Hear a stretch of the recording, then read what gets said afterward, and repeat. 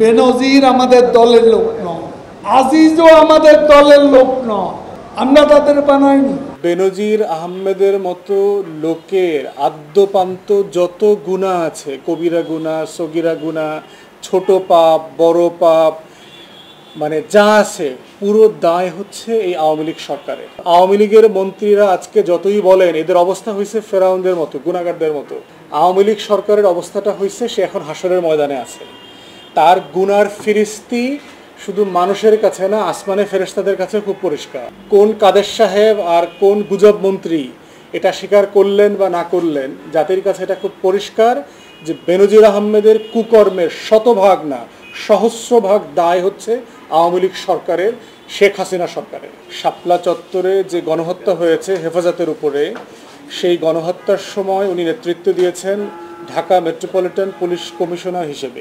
Facts and figure খুবই পরিষ্কার যে বেনজির আহমেদের টোটাল মেজর কেরিয়ার হচ্ছে, টেনিওর হচ্ছে আওয়ামী লীগের টেনিওরে হয়েছে।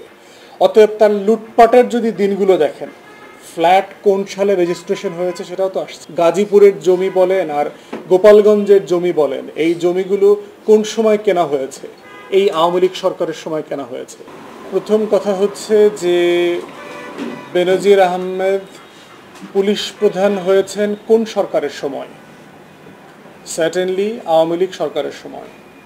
তিনি শুধু পুলিশ প্রধান হয়েছেন তাই না, আমরা জানি 2013 সালে শাপলা চত্বরে যে গণহত্যা হয়েছে হেফাজতের উপরে, সেই গণহত্যার সময় উনি নেতৃত্ব দিয়েছেন ঢাকা মেট্রোপলিটন পুলিশ কমিশনার হিসেবে, ডিএমপি কমিশনার ছিলেন। তিনি বেনজির আহমেদ ডিএমপি কমিশনার হয়েছেন আওয়ামী লীগের সময়, র্যাবের প্রধান হয়েছেন আওয়ামী লীগের সময়, এবং পুলিশ প্রধানও হয়েছেন আওয়ামী লীগের সময়, এবং স্যাংশনও খেয়েছেন 2021 ডিসেম্বরে আওয়ামী লীগের সময়। অতএব বেনজির আহমেদের মতো লোকের আদ্যপান্ত যত গুনাহ আছে, কবিরা গুনাহ, সগীরা গুনাহ, ছোট পাপ, বড় পাপ, মানে যা আছে পুরো দায় হচ্ছে এই আওয়ামী লীগ সরকারের। বেনজির আহমেদ অতএব তার দায় নিতে চাইবে না কে? কারণ যেই সরকারটা আসলে বৈধ না। এটার এই মন্তব্যের মধ্য দিয়ে আওয়ামী লীগের মন্ত্রীরা বলার চেষ্টা করছেন যে আমাদের সময় যদিও সে এই আইজিপি ছিল অথবা র্যাবের প্রধান ছিল, স্যাংশন খেয়েছে, কিন্তু আমরা দায় নিব না কেন? কারণ আমরা তো জনগণের ভোটে নির্বাচিত না। এটা বলার মাধ্যমে যে মেসেজ সেটা হচ্ছে যে আমাদের তো জনগণের কাছেই কোনো দায় নাই।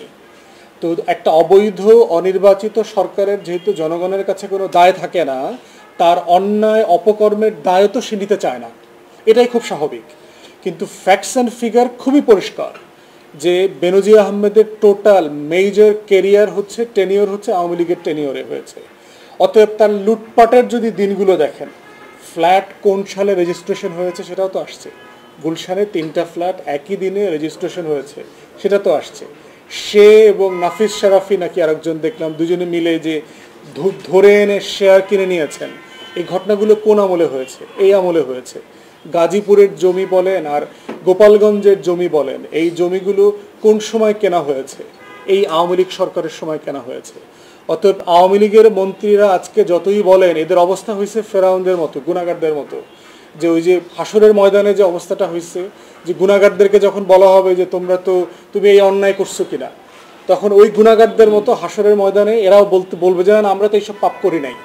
কিন্তু তখন ফেরেশতারা আমল নামাটা পেশ করে দেবে, এই যে দেখো তোমরা কি ভালো কাজ করছো আর কি অন্যায় কাজ করছো। আওয়ামী লীগ সরকারের অবস্থাটা হয়েছে সে এখন হাসরের ময়দানে আছে। তার গুনার ফিরিস্তি শুধু মানুষের কাছে না, আসমানে ফেরেশতাদের কাছে খুব পরিষ্কার। এই গুনার ফিরিস্তি সে যতইবার অস্বীকার করতে চায়, ফেরেশতারা গণমাধ্যমের মাধ্যমে আমাদেরকে সবাইকে, জাতিকে আবার জানায়া দেয়, মনে করায়া দেয়। অতএব কোন কাদের সাহেব আর কোন গুজব মন্ত্রী এটা স্বীকার করলেন বা না করলেন, জাতির কাছে এটা খুব পরিষ্কার যে বেনজির আহমেদের কুকর্মের শতভাগ না সহস্রভাগ দায় হচ্ছে আওয়ামী লীগ সরকারের, শেখ হাসিনা সরকারের।